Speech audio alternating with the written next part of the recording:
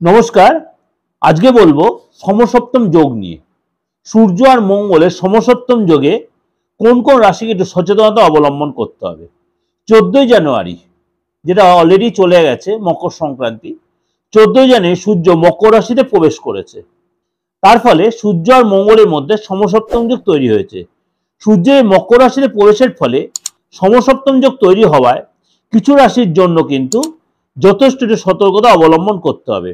কেননা সূর্য আর মঙ্গল যখন সপ্তম দৃষ্টিপিনে তখন এটা সমসপ্তম যোগ তৈরি হয় এবং তার জন্য কিন্তু দেশ ও আমাদের বিশ্বের মধ্যে একটা অস্থিরতা তৈরি হবে এবং চতুর্দিকে একটা মানে আগুন লাগা বা অশান্তি বা সবার মধ্যে একটা মানে কি বলবো একটা বিদ্বেষ এরকম একটা পরিস্থিতি তৈরি হবে এবং প্রত্যেকের একটা সংগ্রামের সম্মুখীন হবেন। চলুন তাহলে জেনে নিই কোন কোন রাশিকে একটু সচেতন থাকতে হবে। মিথুন রাশি, রবি মঙ্গল সমসপ্তম যোগের প্রভাবে মিথুন রাশির জাতকদের জন্য সময়টা একটু চ্যালেঞ্জিং হতে পারে এবং আপনাকে ব্যবসার ক্ষতি হতে পারে, স্বাস্থ্য দিক দিয়ে সমস্যা হতে পারে, চাকরি জায়গাটা একটু ডিস্টার্ব হতে পারে এবং আপনার নতুন কাজ শুরু করার আগে অবশ্যই আপনি কারোর সাথে একটু কনসাল্ট করে নেন। বিশেষ করে যদি একান্ত যদি ইনভেস্ট করার কোনো ব্যাপার থাকে তাহলে কারোর সাথে অবশ্যই কনসাল্ট করে তারপরে ইনভেস্ট করুন এই সময়। কারণ এই সময় ব্যবসায়ীরা নানা রকম চাপের সম্মুখীন হবেন। শরীর স্বাস্থ্য ডিস্টার্ব, প্রেশারটা বেড়ে যেতে পারে, সুগারটা বাড়তে, রাগ বাড়তে, জেদ বাড়তে পারে। মিথুন রাশির লোকেরা হওয়া কাজ মুখের সামনে আটকে যেতে পারে।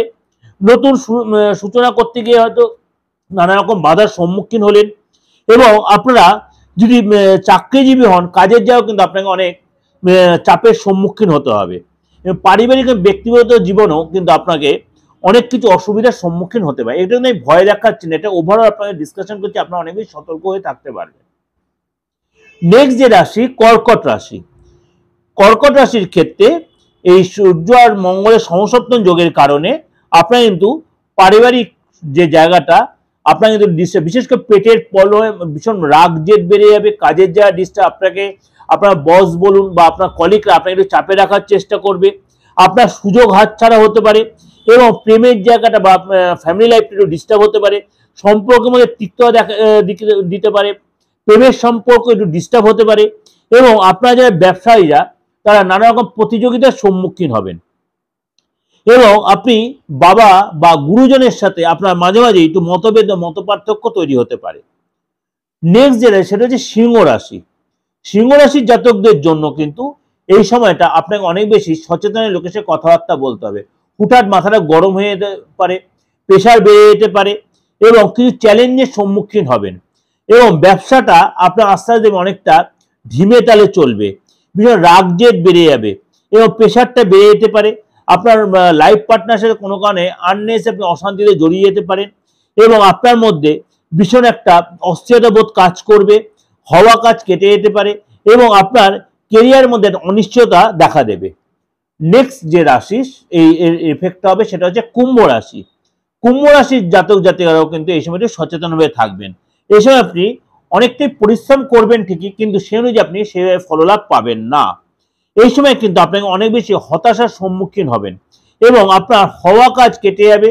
আপনার মধ্যে মানে কি বলবো সাহস বা আপনার যে একটা কনফিডেন্স ভাবটা এটা অনেকটা আপনার মধ্যে ল্যাক করবে, অর্থাৎ ল্যাক অফ কনফিডেন্স হবে। প্রশাসনিক পরিষেবা, সেনাবাহিনী এইসব কাজে যারা জড়িত আছে তারা কিন্তু এই সময়টি সমস্যায় পড়বেন।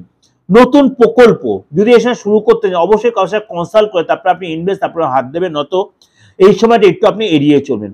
মানে এই যে এক মাস কন্টিনিউ আগামী ফেব্রুয়ারি মাস পর্যন্ত আপনারা কিন্তু একটু সচেতন হয়ে থাকতে হবে এবং আপনি যে কোনো আর্থিক সিদ্ধান্ত নেওয়ার আগে অবশ্যই কারোর সাথে কনসাল্ট করে নেবেন এবং অবশ্যই সেটা ঠিকভাবে আপনি এগোচ্ছেন না প্রপার ডায়াগনোসিস করে এগোন, না কিন্তু আপনার অর্থ লস হতে পারে।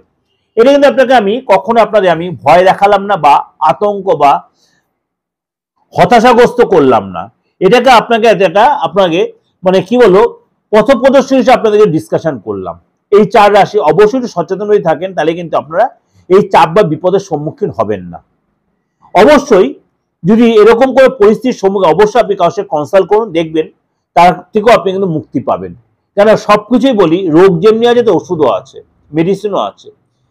যদি মনে হয় যোগাযোগ করে অবশ্যই বুকিংয়ে ফোন করে নেবেন 8910973325, আর একটা হচ্ছে 9433960106। এবং প্রত্যেকদিন নানা রকম ট্রানজিট এবং নানা রকম ডিসকাউন্ট অবশ্যই আমার চ্যানেলে দেখতে। আমার একাধিক চ্যানেল রয়েছে, সেটা প্রথমেই হচ্ছে দিগদর্শন। দিগদর্শন চ্যানেলটা সার্চ করে প্রত্যেকটা চ্যানেল অলরেডি আপনার সিরিয়ালি চলে আসবে। প্রত্যেকটা প্রোগ্রামে সব চ্যানেলে রয়েছে, অবশ্যই যোগাযোগ করবেন এবং অবশ্যই প্রোগ্রামগুলো দেখুন। ভালো লাগলে অবশ্যই লাইক এবং সবার কাছে শেয়ার করবেন। নমস্কার, ভালো থাকবেন।